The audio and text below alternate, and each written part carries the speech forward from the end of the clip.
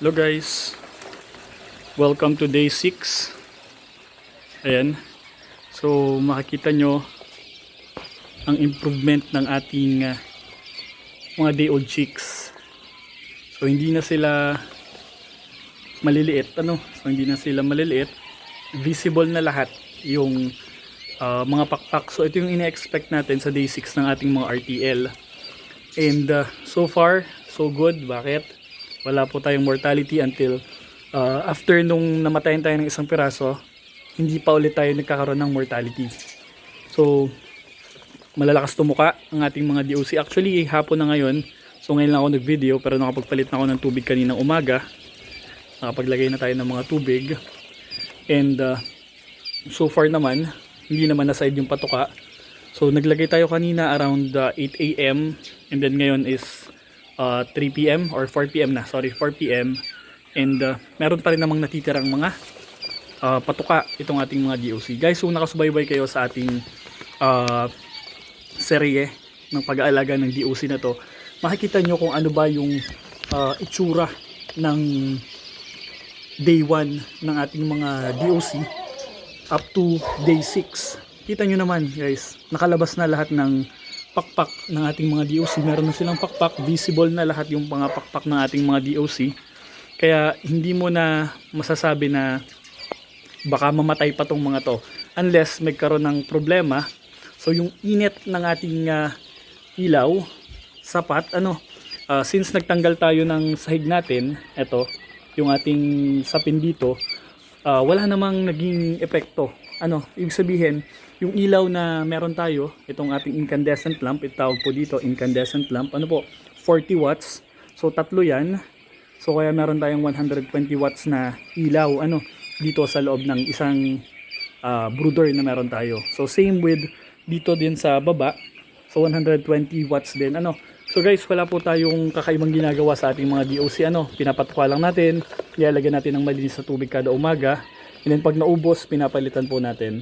So ito yung kanilang patukaan. So wala naman tayong kakaibang ginawa dito. Bilao. Bilao po yung ating patukaan. And so far, maayos tumuka yung ating mga DOC. Ayan. And nagme-maintain lang tayo, nagme-maintain lang tayo na hindi tayo ulit dun sa naubos yung patukan ng ating mga DOC. Kaya i-make sure natin kung nag-aalaga kayo ng mga DOC ngayon, kung nag-start pa lang din kayo, ayan, so walang magic, patukain nyo ng patukain, painumin nyo ng painumin. Huwag nyo hayaan na malamigan sa gabi, kasi sa tanghali naman kahit papaano, yung init ng panahon is nakakatulong din sa pagpapainit ng katawan ng ating mga pugo. So kahit medyo malalaki na sila, kailangan pa rin nating ingatan, huwag tayong masyadong kampante. Kasi hindi natin masasabi, baka magkaroon ng problema. So kaya yung ginawa natin ng day 1 hanggang ngayon sa day 6, hindi natin binabago.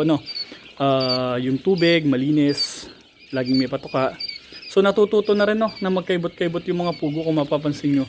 Kaya kahit papano, may mga pakain, mga feeds na natatapon rin. So okay lang naman yun, konti lang naman. Wala naman tayong pwedeng gawin sa mga paa ng mga pugo, pero pwede tayong gumawa ng screen. Lagyan natin ng screen yan para wala sila masyadong makaibot. Pero sa akin naman, hindi naman ganun kadami pa yung natatapon. So parang hindi pa naman ako naaalarma na maglagay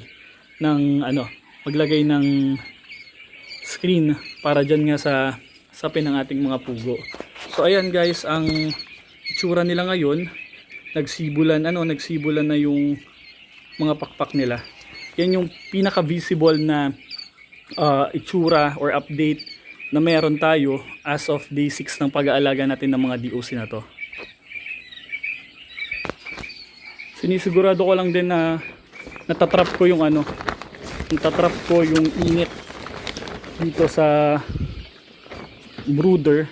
So ito ang gamit natin. So plastic lang. Yan na rin yung pinakapinto ngayon. And kung iniisip nyo na dito nalalaki yung mga DOC natin, yes, tama kayo, siguro hanggang day dito, hanggang day 20.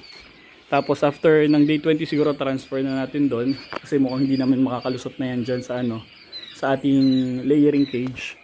Pero so far, eto, papalaki na natin yung mga DOC dito mismo sa ating brooder. Kasi wala naman tayong ibang paglilipatan. And eto naman, yung update din sa baba. Ayan. So, malinis lang na tubig, ano. Make sure lang na meron tayo laging patuka. Ayan. So, kung ano yung itsura nung nasa taas guys, ganun din yung nasa baba. Kasi same age, same procedure ng pagpapalaki, same ng patuka, same ng painom. So, wala tayong masyadong binago. Wala talaga tayong binabago sa pagpapalaki natin. Kung ano yung nakikita nyong ginagawa ko before, yung naglilinis ng ipot, ayan, so yung ipot ng ating mga DOC, ang naglilinis na nito is yung nanay ko, isinasabay niya na sa paglilinis kapag naglilinis siya ng mga RTL. And guys, pasensya na kayo, hindi na ako nakapag-update sa ating mga RTL. So far naman, mataas pa rin ang ating production result. Ayan. So yung mga DOC, pag lumaki sila, ganito na yung tsura. No? Sa mga bago nating taga-subaybay, yun po yung DOC is yung day old chicks kung tawagin.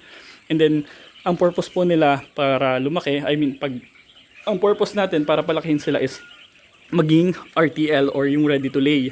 Pag ready to lay na po sila, yan, ito yung makukuha natin sa kanila. Mga itlog po ng pugo. Ano? So, kung nag-iisip kayo ng business, no, pwede kayong magpuguan. Siguraduhin nyo lang guys na meron kayong matibay, magandang market, or sabihin na natin na matatag yung loob ninyo. Kasi pag etong pagpupugo ay pinasok ninyo, may chances talaga na malugi kayo. Ano? So, patibayan po ng loob ng pagpupugo. Kaya kung mapapansin nyo, hindi na ganun kadami ang inaalagaan ko dito sa ating farm. No? Ang isa na lang sa reason kung bakit tayo nag-aalaga is additional information para sa inyo sa pag-business nyo. So, tinutulungan ko kayo na makapag-start ng pagbibusiness. Kung talagang interesado kayo sa pag-aalaga ng pugo, pwede po kayong manood sa ating mga videos. Nagpo-post tayo lagi ng mga videos regarding po sa quail racing, quail farming, or backyard quail racing. Ano po? So, ayan guys, once again, ito ang inyong Kuya Ace ng Quail Farming TV ha. Nakakatawa pala guys, meron palang tumawag sa akin na taga Isabela. So, nag-i-inquire siya kung paano ba daw mag-alaga ng pugo. So, kinausap ko naman, sabi ko meron tayong mga sources na malapit sa kanila. So, ayun guys, thank you so much. Pasensya na kayo ha, ito lang talaga yung nai-upload ko ngayon. Kasi medyo busy, paalis pa rin ako. Madami akong mga nakaschedule na gawain. But still, I'm trying my best na makapag-post, makapag-upload. So guys, ito ha, ang patoka dito sa mga layering natin, syempre ay quail layer mash na. Ano? And then pag dito naman sa ating mga DOC, patokain nyo muna sila ng starter mash or either chick booster. Ano? So once again, chick booster po ating pinapatuka para sa ating mga DOC. And then ito naman po, Jet Star para sa ating mga layering quails. And ano pa ba? Ano pa bang pwede kong sabihin? So ayun, huwag nyo lang hayaan guys na maubusan sila ng patuka. So ngayon naman 4 o'clock, maya papunta na dito yung nanay ko, maglalagay na yun ng patuka. Pero napakalakas tumuka talaga nitong nasa baba, kung mapapansin nyo. Kasi mukhang mas padami yung volume nila. Kapag may nakakawala po kasi dito na RTL, dito na lang dinediretso. Shoot ng shoot dito, no? Kaya hindi na po natin alam kung ilan talaga yung laman yan.